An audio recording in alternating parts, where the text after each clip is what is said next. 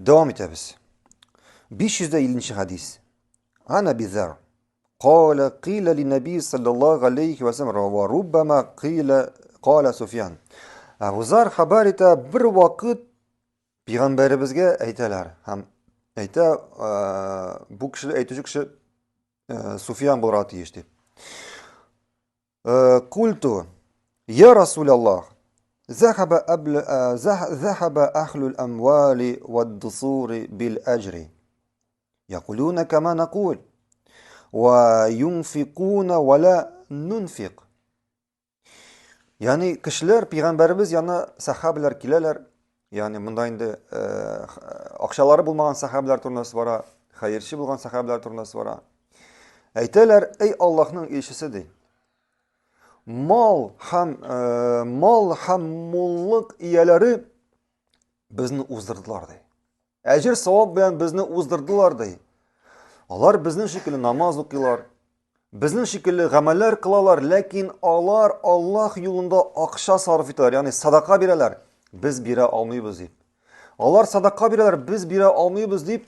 Yani alar şu sadakaları bilen bu akşaları boğan sahabelerini uzdırdılar. Şuna göre sahabeler kaygırıp kim yana kildiler?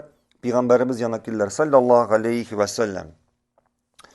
Kaleli Şunda Peygamberimiz sallallahu aleyhi ve sellem ayta Ela ukhbirukum bi emrin iza fa'altumuhu adraktum min men qablakum ve futtum min men ba'dakum. Sizge bir amel turunda haber etimedi. Peygamberimiz sallallahu aleyhi ve sellem bir amel turunda haber etimedi.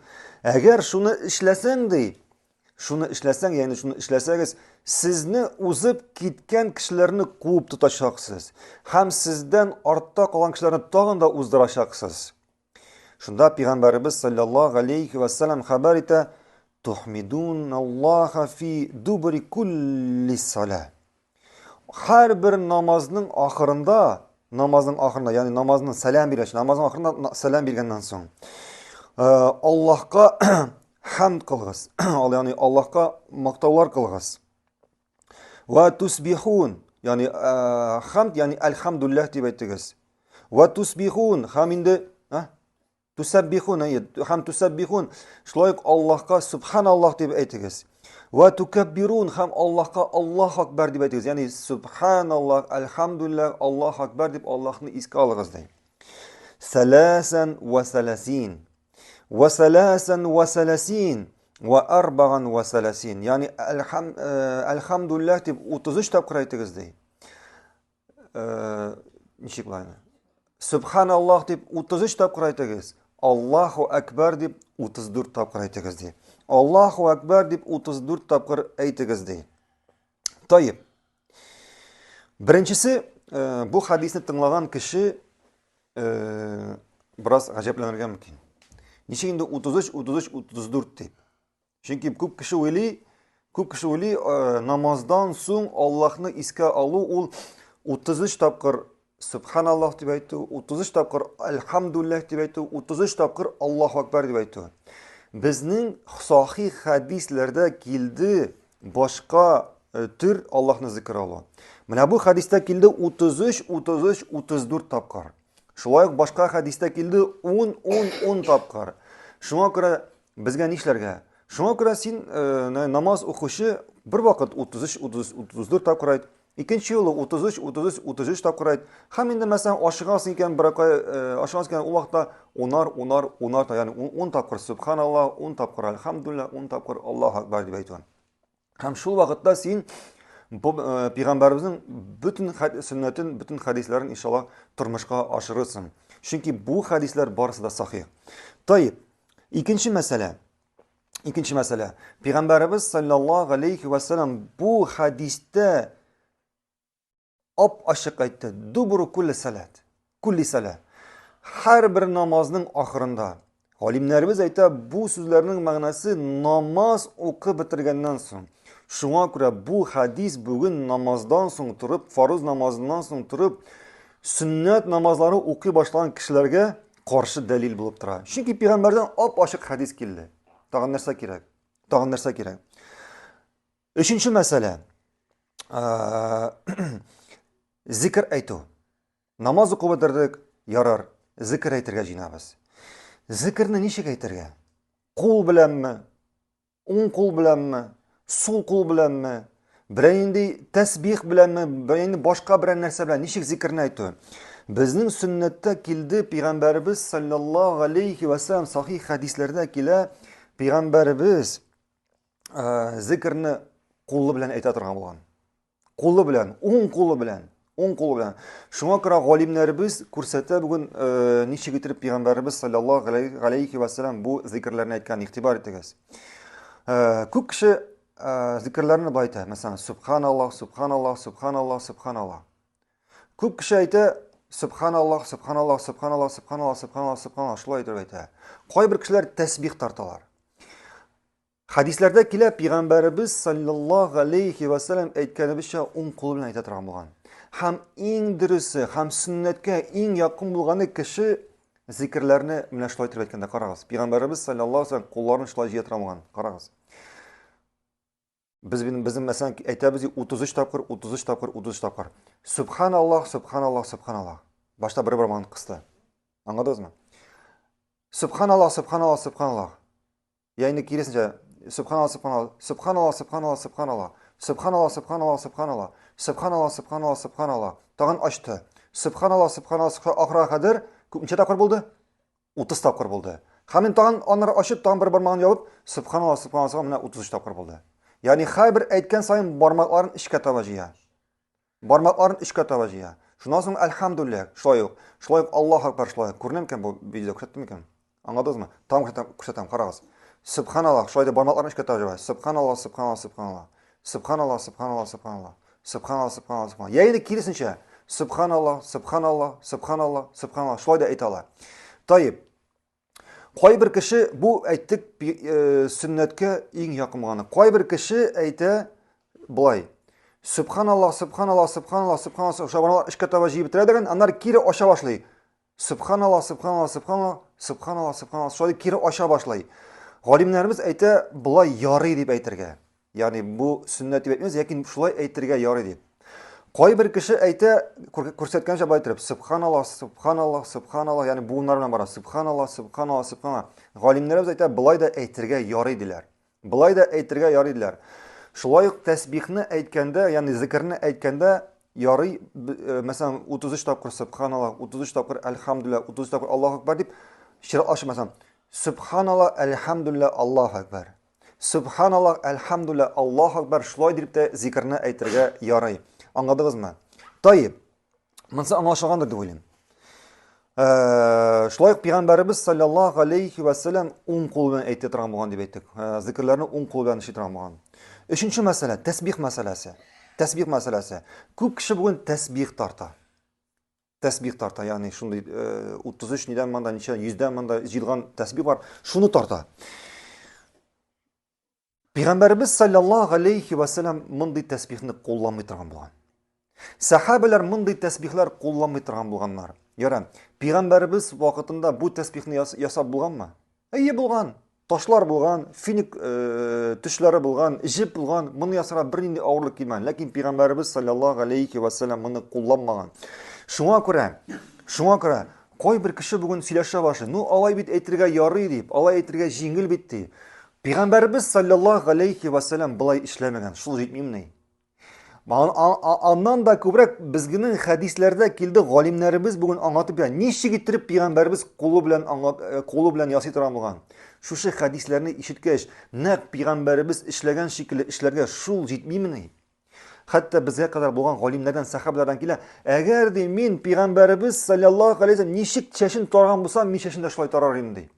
Мин чәчен дә шулай тарар идем ди. Абдулла ибн Умар, ул белгәнемчә Пәйгамбәр сөннәтенә иң күп яратан кеше булган.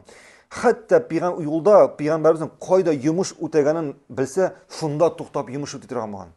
Шунда туктап йомышын үтә торган булган. Шуңа күрә бүген әгәр бездән килде икән Пәйгамбәрбездән хадис, Пәйгамбәрбез саллаллаһу алейхи ва саллям зикрне нәкъ шулай дип әйтә торган булган дип, тагын нәрсә кирәк? Әгәр без бүген ишекләрне аша башласак, ярар инде бу җиңел шулай әйтсен дип. Нинди әз генә яңалыкка да шулай ишекләрне аша башласак бит, иртәгә диннән бер нәрсә калмаячак. Иртәгә диннән бер нәрсә калмаячак. Берсе тәсбих белән тарта, берсе зикр әйткәндә кычкыра шавып йөри, икенчесе зикр әйткәндә сикерә, берсе Аллаһ, Аллаһ, Аллаһ дип утыра. Ну, әгәр без бүген шулай бидагатьләргә ишек ачсак, иртәгә диннән ни калачаксың? Шуңа күрә бу мәсьәләне аңлар өчен мин сезгә бер хадис китерәм. Бик мөһим бер хадис. Бер вакыт, мәсәлән, кемдер әйтергә мөмкин. Ярар, нигә соң син хәзер инде нашы бу бит тәсбих тартуның бер нинди дә начарлыгы юк, нигә син моны хәзер актарып, күтәреп утырасың дип әйтергә мөмкин. Шулай дип әйтергә яраталар. Бер вакыт Абу Муса аль-Ашгари мәчеттә бер хәл күрә. Абу Муса аль-Ашгари мәчеттә бер хәл күрә. Ниндидер кешеләр мәчеттә түгәрәккә җыелып, Аллаһны зикр итеп утыралар. Аллаһны зикр итеп утыралар. Кулларында буларның ташлар, бу кешеләрнең кулларында ташлар. Һәм шушы түгәрәкнең бер олы кешесе бар. Имам шикелле, безнең имамда бар, шундый имам шикелле бер кеше утыра.